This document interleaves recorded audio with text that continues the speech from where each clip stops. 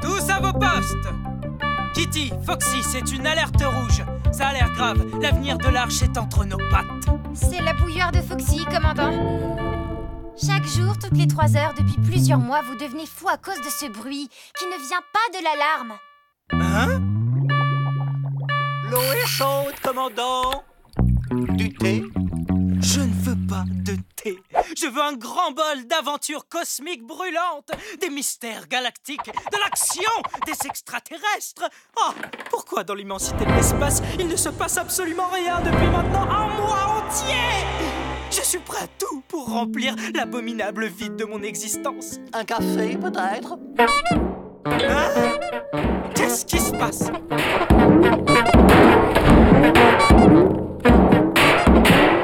Mais qu'est-ce que vous faites? Les écrabouilleurs de l'espace, commandant! On en a eu assez de ne rien faire, alors on a formé une fanfare. On booste le moral des troupes en jouant. Vous avez envie de nous rejoindre? Non, certainement pas. Bah pourquoi non? Le vaisseau regorge de brosses et de lunettes de toilette qui ne demandent qu'à servir d'instrument. Oh, c'est vrai? Ça va pas. Je vous rappelle qu'on a une mission, explorer l'espace, pas jouer dans une fanfare ridicule. Ah, oui, tu as tout à fait raison, Kitty. Que tout le monde regagne son poste et en silence, je vous prie. Non! Comment ça, non? On doit obéir à son commandant, c'est le règlement. Justement, l'article 224B du règlement stipule que quand il n'y a rien à explorer et après 30 jours d'ennui mortel, l'équipage est autorisé à s'occuper comme bon lui semble, y compris en jouant de la musique entraînante. Attendez-moi, les amis. Elmer, tu peux me prêter ta brosse et ta lunette de toilette, s'il te plaît?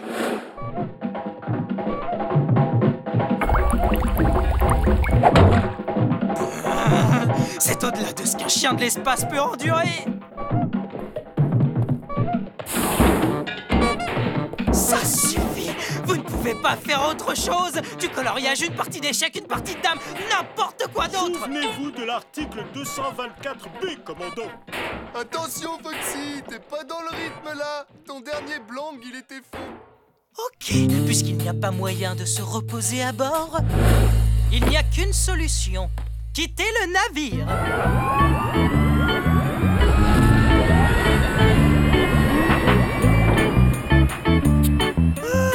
Comme ça, je vais enfin pouvoir faire une sieste bien méritée au calme. Pilote automatique, ok. Mouton en peluche, ok. Maintenant, au lit, Clark.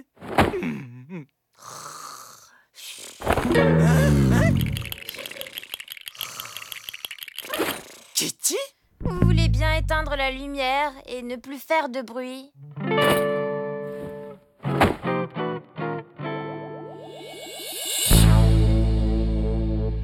Vous êtes prêts les gars? On va attaquer une Roomba! Et je veux qu'on commence par les couvercles de casserole, ok? Et 1, et 2, et 1, 2, 3!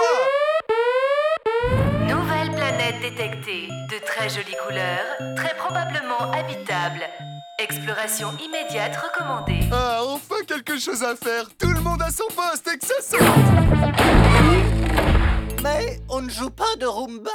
Il y a probablement des tas de formes de vie à découvrir dans ce paradis. En route, les gars! C'est un peu étrange. Toutes les autres planètes des environs sont inhabitables. En théorie, il est possible de rendre n'importe quelle planète habitable. On peut modifier son atmosphère en y introduisant de petits organismes végétaux sur la planète afin qu'ils poussent et se développent. C'est ce qu'on appelle la terraformation.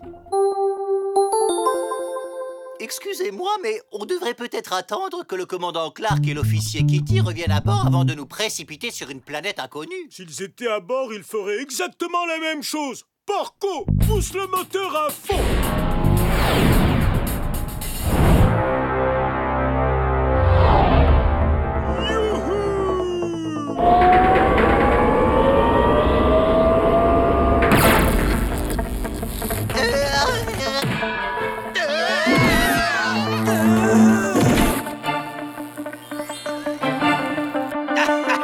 Stupide bestiole! Quelle chance vous avez de vous tenir devant moi, Rex! le Grand. Admirez l'ingéniosité de mon plan diabolique qui a permis d'amener cette bande d'idiots sur cette fausse planète et de les neutraliser avec mon rayon débilisant. On va enfin prendre le contrôle absolu de leur arche. Et on n'aura même pas besoin de piloter le vaisseau.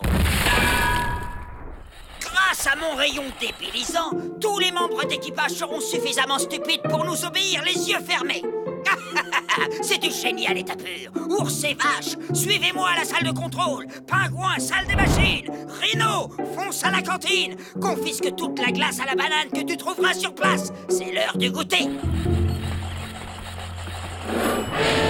Mettez-vous au travail, bande d'esclaves. C'est moi votre chef. Rex, l'empereur de tout l'univers.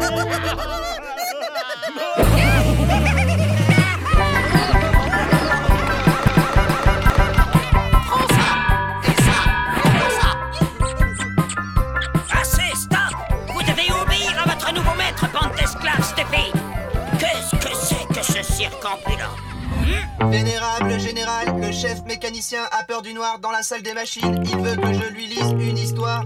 J'ai trouvé vos glaces, général, mais pour les manger, ça va être compliqué.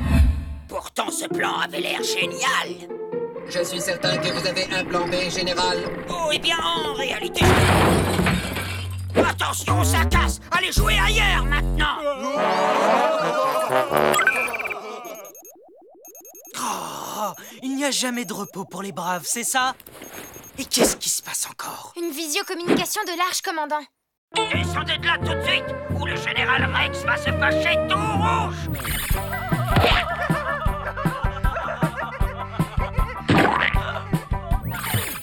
Et ils se marièrent et eurent beaucoup de petits robots très méchants. Les animatroniques ont envahi l'Arche et tout l'équipage est devenu fou.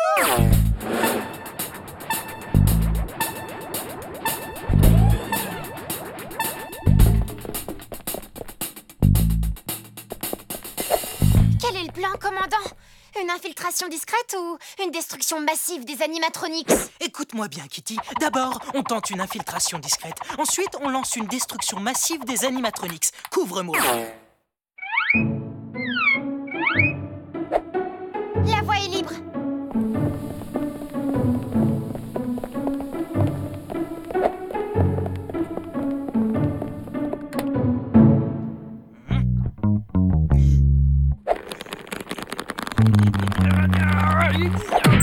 On ne va pas y passer la nuit.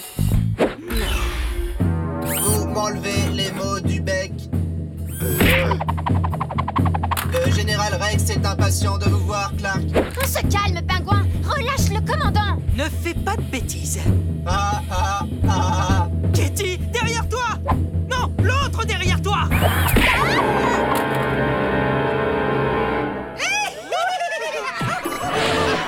Ça suffit! Tout le monde à son poste! Mission accomplie, général. Kitty, Clark, je suis content de vous voir. Vous allez m'aider un peu. Même si vous êtes demeurés, vous restez les supérieurs de vos copains. Alors, soyez gentils, dites-leur d'arrêter leurs enfantillages immédiatement et de faire voler ce charmant vaisseau. En récompense, vous serez autorisés à lécher la glace qui se trouve sur Rhino. C'est tentant comme offre, mais il reste un petit problème. Tout petit. On n'est pas demeurés. Non, ça c'est sûr.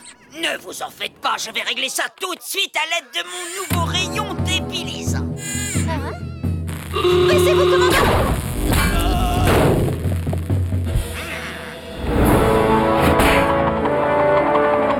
Après vous, commandant! Hein?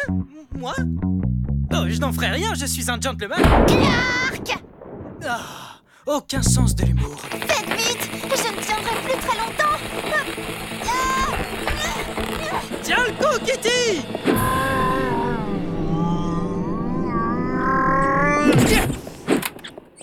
Et maintenant, ça va swinguer.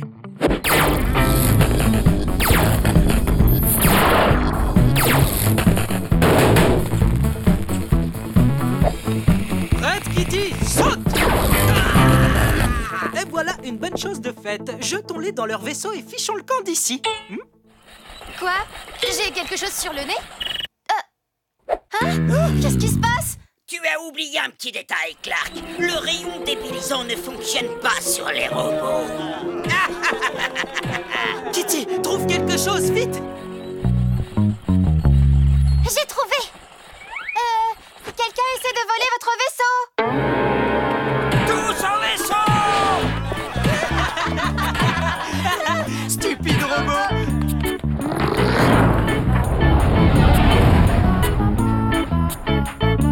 Vous avez vu, commandant? On dirait qu'on peut passer le rayon en mode inversé. En appuyant sur ce bouton, on devrait pouvoir annuler l'effet débilisant. Tu crois vraiment? J'ai bien peur que ce ne soit pas aussi simple que ça. Alors, commandant, que diriez-vous d'une tasse de thé? Ça a fonctionné, commandant! Ils sont tous redevenus normaux. Beau travail, Kitty, bravo. J'ai toujours dit que ça fonctionnerait, non? Alors les gars, on se la fait cette Roomba?